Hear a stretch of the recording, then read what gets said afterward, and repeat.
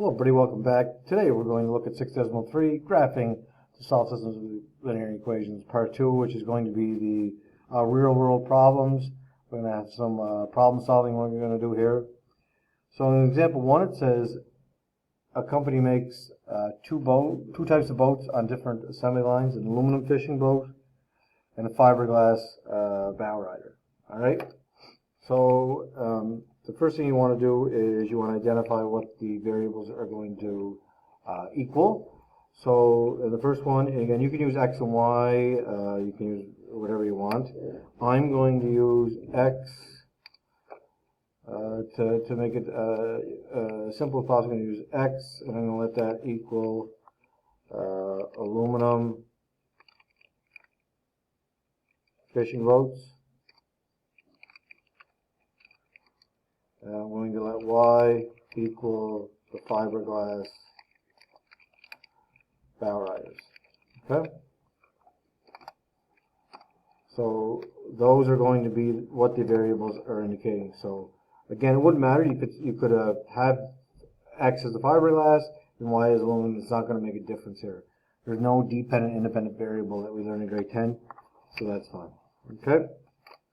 So in the first part, it says when both assembly lines are running at full capacity, a maximum of 20 boats can be made. Okay, so create two linear inequalities. The first linear inequality could be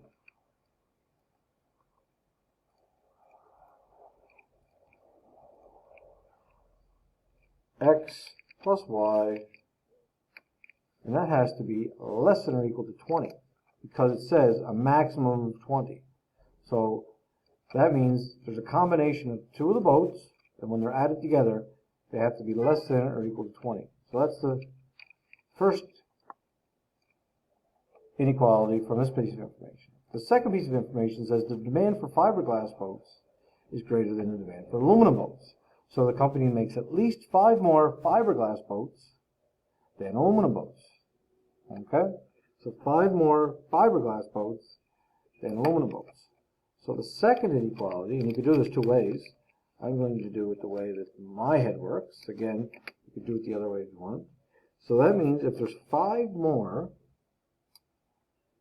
fiberglass boats, so fiberglass bow riders is just a boat.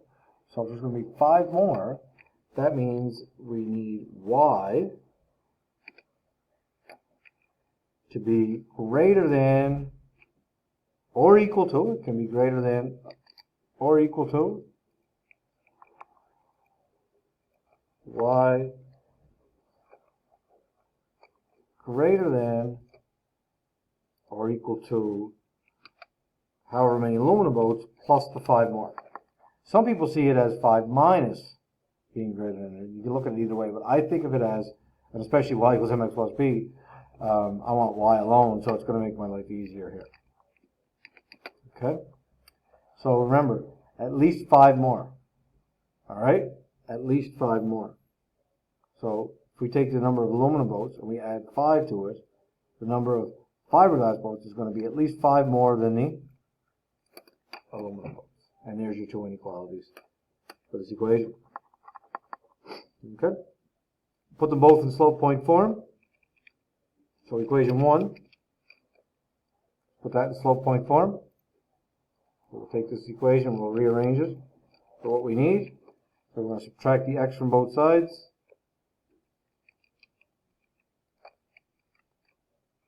So when we subtract the x from both sides, it's gone. You're left with minus x plus 20. Remember, you can put it in the front instead of the back. And the second equation is already in slope point form. And you have your two equations. Now the domain and range, unlike yesterday where the domain and range could have been real numbers, here it's a little different. The domain and the range both have to be elements of whole numbers. Okay? So y also has to be an element of a whole number. And the reason is there could be 0 boats for one of them. However, there can't be negative boats. So the domain and range has to be elements of the whole numbers. So you notice the graph that I provide you with only has a positive quadrant. You notice I specifically put in one quadrant here because you can't have any negatives for your graph. That's extremely important that we do that here. Okay? So let's graph the solution. Alright? So we'll graph our two lines. Now I'm going to bring Desmos in for this. We're going to graph both these lines. Remember, we only need the positive. Okay? So our first equation, when we graph it, was y less than or equal to negative x plus 20.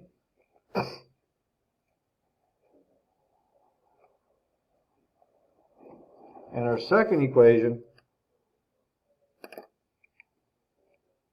was y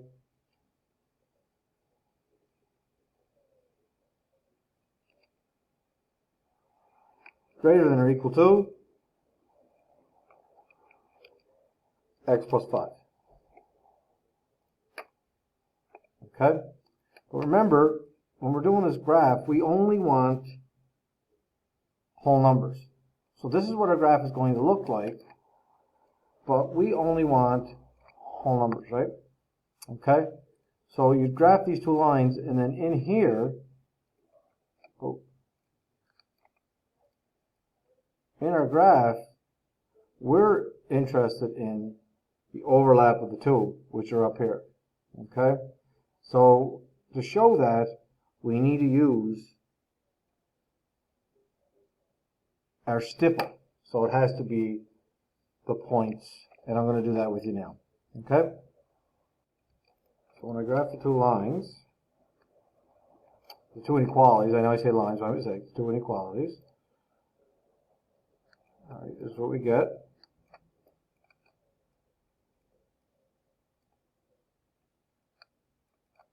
So the first inequality, we started at 20, and the slope is negative, so it means down one, right one, until we go all the way down. It's less than, so we shade to the last. Remember, the domain and range